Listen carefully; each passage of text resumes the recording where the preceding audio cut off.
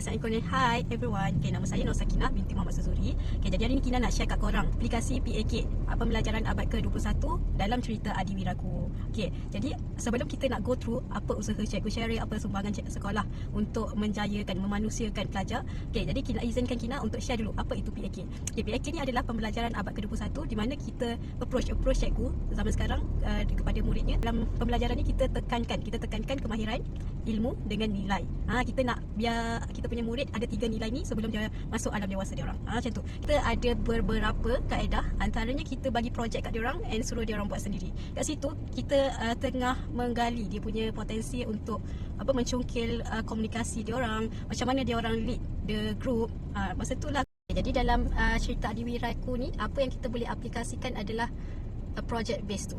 Kita boleh nampak sendiri di mana sebenarnya choral speaking tu sendiri adalah satu projek lah. And macam mana dia orang apply 4K1N tu. 4K tu apa? Komunikasi, kolaborasi, kritikal dengan kreatif.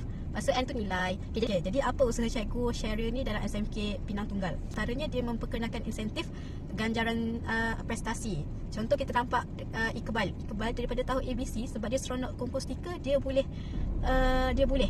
seronok kumpul stiker, dia boleh ke depan untuk baca English. Sebab apa? Dia seronok. Ini sebenarnya antara aplikasi gamifikasi dalam PAK. Kita macam kumpul point, macam main game. Macam tu. Okay, second, kita memperkenalkan insentif bonus 10 point untuk siapa yang join competition tu.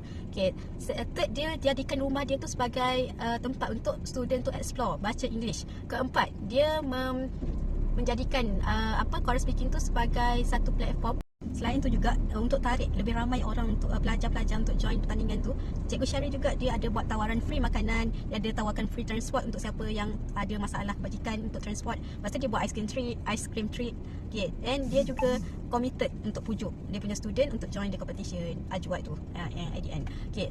Kelima, dia pun committed walaupun kat luar waktu pejabat, dia still fikir teks untuk choral speaking. Maksudnya apa? Maksudnya cikgu Sherry ni seorang yang committed.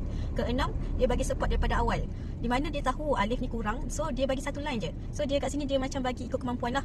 Jadi sebagai cikgu kita kena tahu kemampuan kita punya student, bukan kita macam letakkan harapan tinggi lepas tu kita kecewa. Okay? No, macam tu. Okay. Selain tu juga, cikgu Sherry pun dia ada insentif di mana untuk menarik pelajar baru, dia suruh nyanyi ramai-ramai lagu Banana. Jadi kat situ dia macam create satu environment yang friendly lah. Macam menarik lah benda tu. Macam Kemboja yang baru masuk pun dia macam excitednya. Next, cikgu Sherry pun juga sangat menjaga kebajikan pelajarnya lah, terutama and dapati bahawa Mak Alia tu rupanya ada sakit mental health. Jadi kat situ dia tahulah apa masalah masalah Alia, apa masalah Kemboja pada datang 5 hari. Okay, jadi ada beberapa sumbangan yang sekolah buat untuk pelajar. Antaranya dia nampak potensi pelajar dalam English, dia suruh join pertandingan. Okay, kedua, mewujudkan dana bantuan bulanan untuk yang memerlukan. Ketiga, merasmikan sayang murid SMK Pinang Tunggal, and dia beri juga hadiah berbentuk basikal kepada Alia. Okay. Jadi sebagai seorang cikgu yang baru, saya kena ikutlah contoh yang cikgu Sherry tu tunjuk. Kena menjadi seorang cikgu yang cakna, cikgu yang berfikiran kritikal, fikir macam mana nak tambah baik sekolah, sumbangkan idea, semua tu. And kita juga kena selarilah dengan PAK. Sebab apa? PAK ni 21 ni sangat memberi impak yang positif. Jadi kita nak melahirkan generasi yang terbaik. Okay, sekian.